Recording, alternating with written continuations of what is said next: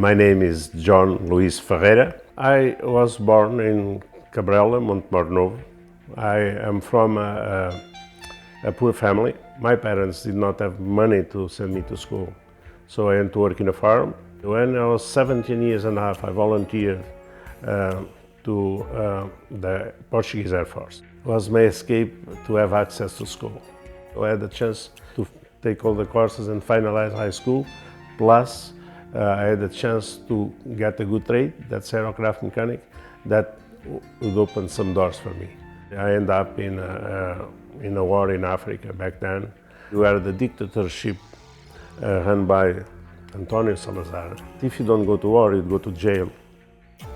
We had a number of colonies, and one of them would be Angola.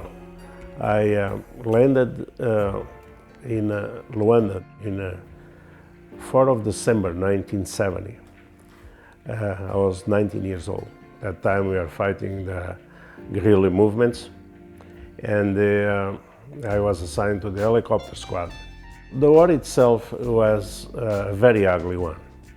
It's like any guerrilla war where a regular army has to fight the local people. We lost a lot of men in Africa. We fought for nothing. Luckily, the war finished. There was a revolution in Portugal in 1974, and we brought back the democracy.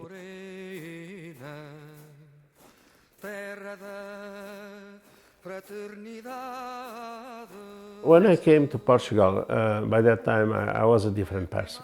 I had a desire to advance in life, and because I was part of the 25th of April, the revolution, I was known by certain people like the commandants, and they asked me, why don't you apply for this police? It's a very interesting police. They are well paid compared to the other police forces. And I was approved to work on a criminal police called Judiciária, and I decided to come to Canada to watch the 1976 Summer Olympic Games.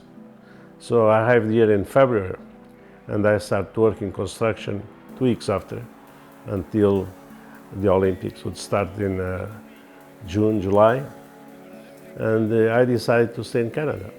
I started to see the dollars in my hand. 1977, I became legal in Canada. I joined Local 183.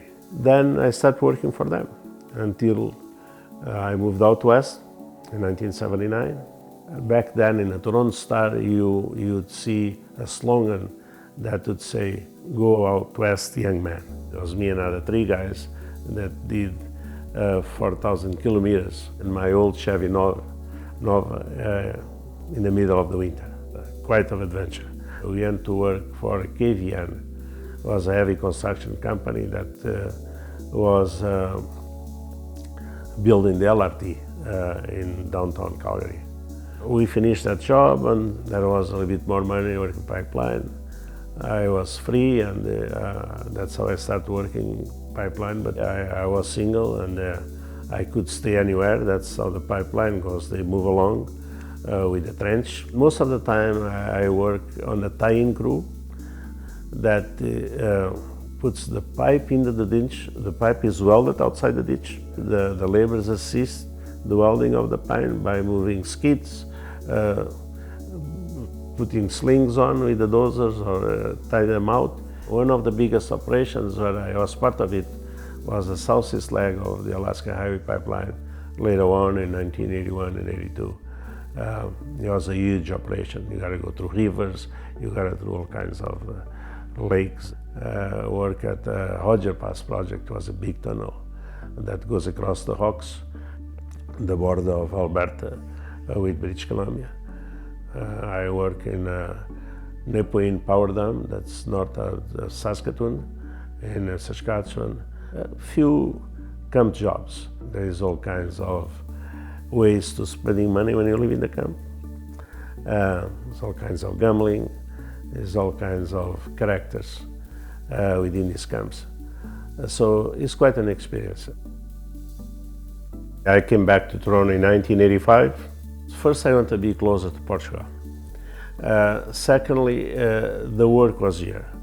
I have a tendency to follow the dollars. Back then, working as a cement finisher, you'd make an average of 80 to 90 hours a week. You'd start pouring concrete in the morning.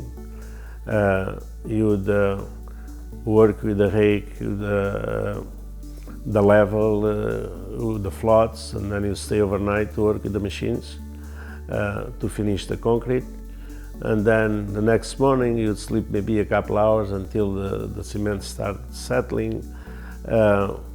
You'd pass the finishing floats, or you do it by hand when the cement was kind of settling, before it dries up, of course. And then you'd move on to another building.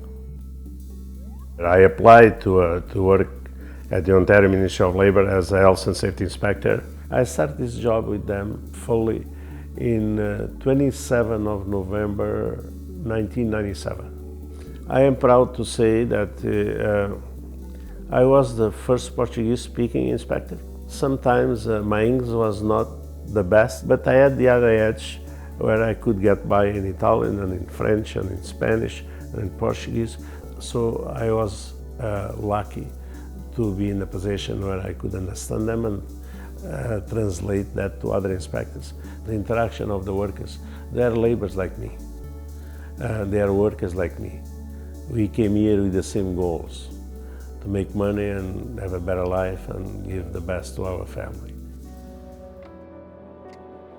A safety inspector has a lot of powers, so they can walk in a job site without being announced. For example, if I arrive on a job site where we see a straight trench with more than 4 feet on the walls of a trench, if the soil looks like shaky with the water on the walls, and there is no timber or a trench box, that's called a killer contravention. It will be a stop work order immediately. You see these buildings going up, and 60 floors high, no guardrails to protect the workers working inside, or openings that are not covered, where people likely going to fall and kill themselves. That's another killing contravention that calls for a stop work order. If you are in a reactive mode, you are going there to do an investigation.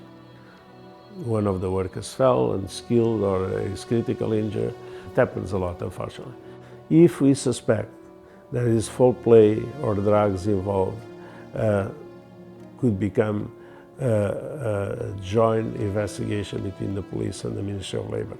Let's say, for a moment, if the guy fell because he was not tied off or because he's not protected by a guardrail, then in this case it becomes solid evidence.